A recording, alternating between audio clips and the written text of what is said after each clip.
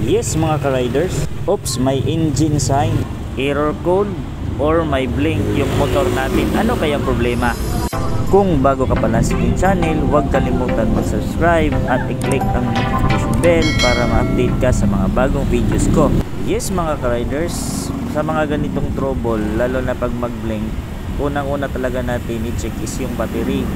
Check natin yung battery voltage at saka i-check natin yung mga fuse.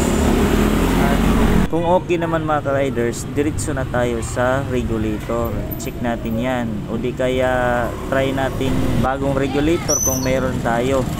So nasalpak na natin yung bagong regulator. Check natin mga ka-riders. On natin yung switch. Tapos antayin natin kung may error code ba na lalabas. Long blink counted as 10, 20, 30, 40. Short blink counted as 1, 41, 42, 43, 44, 45, 46. So 46 po yung error code niyan. So mga ka-riders, may error pa rin. So ibalik na lang natin yung luma niya. Check naman natin yung mga wires niya, walang putol. So ginawa ko ngayon at tinanap ko yung ECM niya, baka nasa ECM yung problema.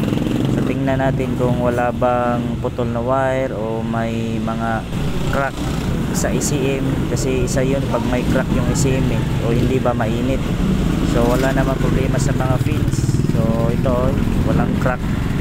So kabit natin ulit mga ka-riders. Next step ko naman ay talagang hindi na nakaya sa powers ko, kaya ginamitan ko na talaga ng scanner. Mga ka-riders, kahit wala tayong scanner, kaya naman to kahit manual lang.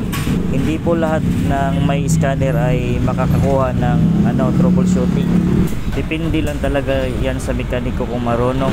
Yung scanner kasi parang minadali lang yung trabaho natin. Gaya nito, error code 46 if I system power supply is abnormal. Madali lang talaga pag-determine ng may scanner ka. Akalain nyo if I power supply lang yung problema, na backlash pa natin lahat. Baterya lang pala. Lahat naman ng mga ginawa ko mga ka-riders ay tama naman po yun.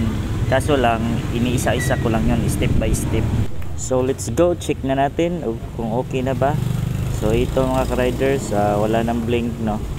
So okay na talaga, baterya lang. Kagandahan lang talaga mga ka-riders, yung shop na may scanner na napagawan natin ng ating motor ay talagang medyo garantisado, kasi wala tayong duda na madidelete yung mga trouble code na naiwan sa ating motor. Pa-share naman mga ka-riders.